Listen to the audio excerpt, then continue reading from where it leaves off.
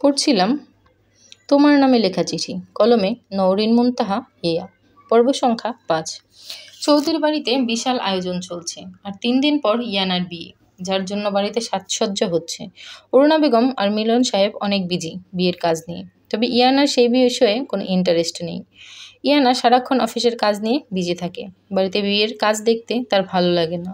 আর সে জানে ও না ও না কার সাথে তার ৩ দিন পর বিয়ে হচ্ছে, আর সে জানতেও চায় না। অন্যদিকে ইভান, সে তো মহাখুশি, ফাইনালি তার জীবন থেকে ইয়ানা সারা জীবনের জন্য চলে যাবে। চৌধুরী বাড়িতে বিয়ে উপলক্ষে সাজানো হচ্ছে, যার প্রধান দায়িত্ব ইভান আছে। সে নিজে উপস্থিত থেকে সকল কাজ দেখছে। বাড়ির অনেক মেহমান এসেছে। বিয়ে উপলক্ষে ইয়ানা নিজের অফিস শেষ করে রাতে বাড়িতে ফিরে আসে। ইয়ানা নিজের রুমে গিয়ে ফ্রেশ হতে ওয়াশরুমে চলে যায়, এরপর ফ্রেশ হয়ে বাইরে চলে আসে। বাড়িতে বিয়ে উপলক্ষে গান বাজনার আয়োজন করা হয়েছে, যার কারণে ইয়ানার কাজ মন বসছে না। ইয়ানা কাজ করা বন্ধ করে নিজের রুম থেকে বের হয়ে যায়। সিঁড়ি দিয়ে উপরে উঠে ছাদে যায়, যেখানে বেশ শান্ত আবহাওয়া এখন। ইয়ানা আকাশের দিকে তাকিয়ে একটা দীর্ঘ নিঃশ্বাস ছাড়ে। বড্ড বেশি অস্বস্তি লাগছে আজকে তার। বাড়িতে এত মানুষ থাকার পরও নিজেকে অনেক একা লাগছে। সে ভীষণ অসহায় লাগছে নিজেকে। ইয়ানা যখন ছাদে দাঁড়িয়ে নিজের কল্পনার জগতে সময় কাটাতে বিজি, তখন ইভান এসে দাঁড়ায় ওর পিছনে। নিজের উপস্থিতি জানাতে ইভান পিছন থেকে ডাক দেয় ইয়ানাকে। ইয়ানা, আপনি এত রাতে এখানে কি করছেন? নিজের ভাবনার মাঝে হঠাৎ করে ইভানের ডাক শুনে চমকে যায় ইয়ানা। পিছনে ফিরে তাকিয়ে দেখে তার সামনে ইভান দাঁড়িয়ে আছে, হাতে তার হাজার ফুলের বাহার। ইয়ানা বলে, ইভান ভাই, আপনি এত রাতে ছাদে কি করছেন? আর হাতে এত ফুল নিয়ে কি কাউকে প্রপোজ করবেন? ইভান একটু হাসে, এরপর নিজে হাতে রাখা ফুল সেখানে থাকা একটা টেবিলের উপর রাখে। বাড়ি সম্পূর্ণ সাজানো শেষ হয়ে গেছে, শুধু ছাদ সাজানো বাকি ছিল, যার জন্য ইভান ফুল দিয়ে ছাদ সাজাতে এসেছে।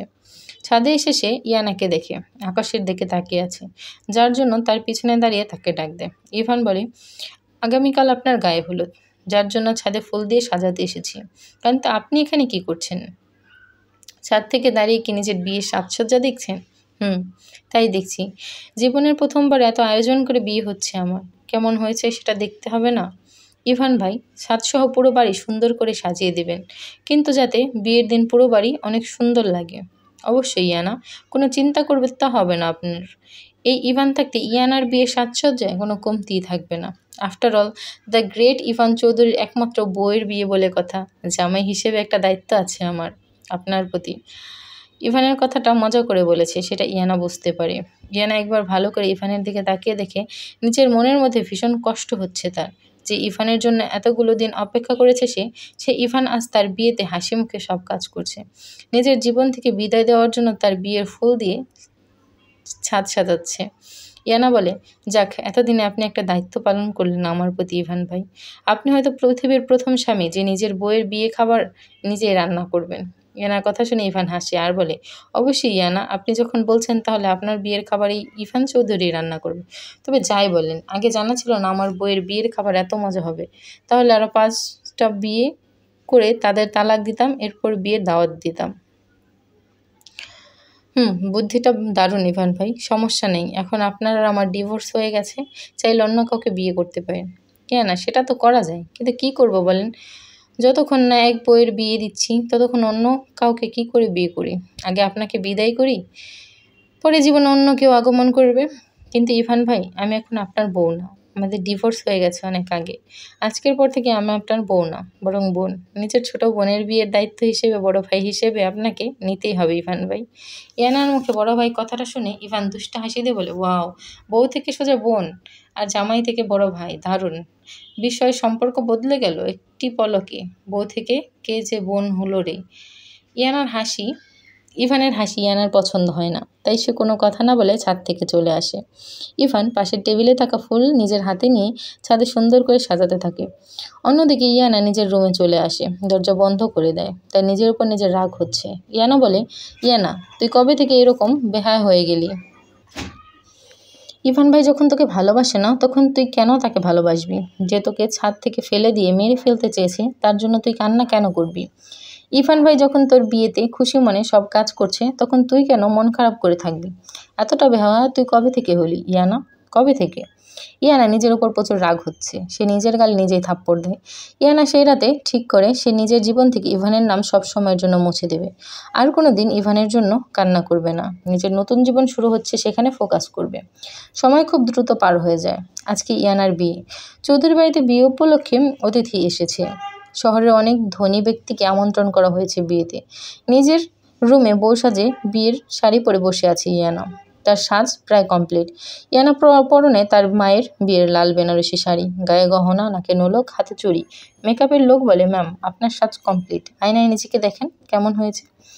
মেকআপ করা মহিলার কথা শুনে ইয়ানা আয়নার দিকে তাকিয়ে দেখে তাকে একদম নতুন বউয়ের মতোই লাগছে। নিজের মায়ের শাড়িতে তার সৌন্দর্য যেন দ্বিগুণ বেড়ে গেছে।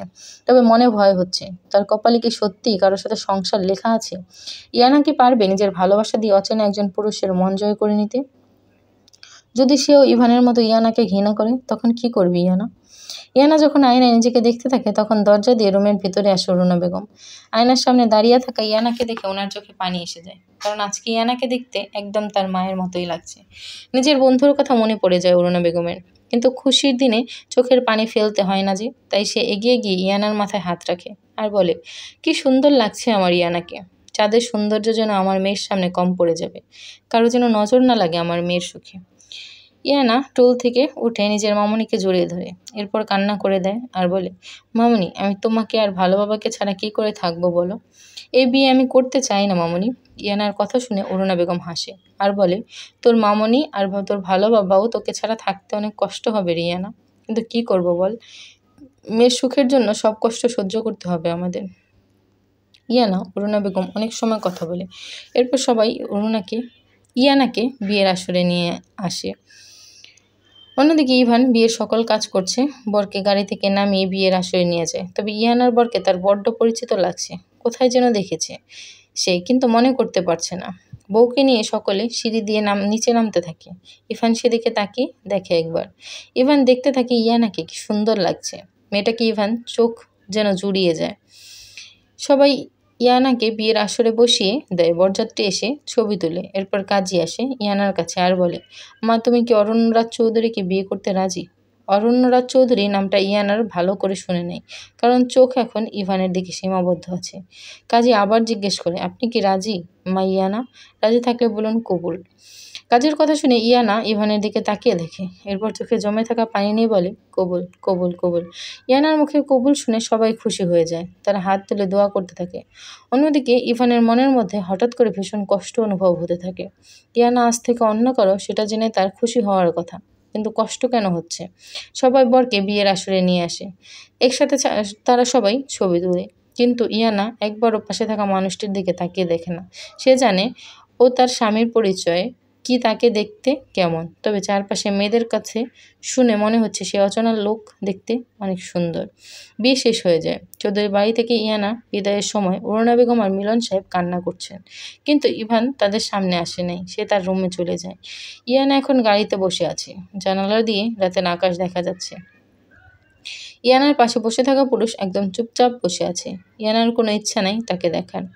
গাড়ি অল্প সময়ের মধ্যেই বাড়িতে পৌঁছে যায়। সেখানে একজন মহিলা বের হয়ে আসে বরণ করার জন্য। ইয়ানা সেদিকে বেশি খেয়াল না করে এরপর তাকে বাড়ির ভেতরে নিয়ে যায়। বর্তমানে ইয়ানা বাসর ঘরে বসে আছে, ফুল দিয়ে সজ্জিত বিছানায় সে বসে আছে, তবে তার বর এখনো রুমে আসেনি। ইয়ানার ভাবনার মাঝে হঠাৎ করে একজন সুঠাম দেহের অধিকারী লোক তার রুমে আসে। ইয়ানা বিছানা থেকে উঠে এগিয়ে যায় তার কাছে। এরপর তাকে যখন সালাম করব তখন সে বলে, ইয়ানা ঠিক এমন করে সারা জীবন আমার পায়ের কাছে পড়ে থাকবেন আপনি, ওখানেই আপনার জায়গা।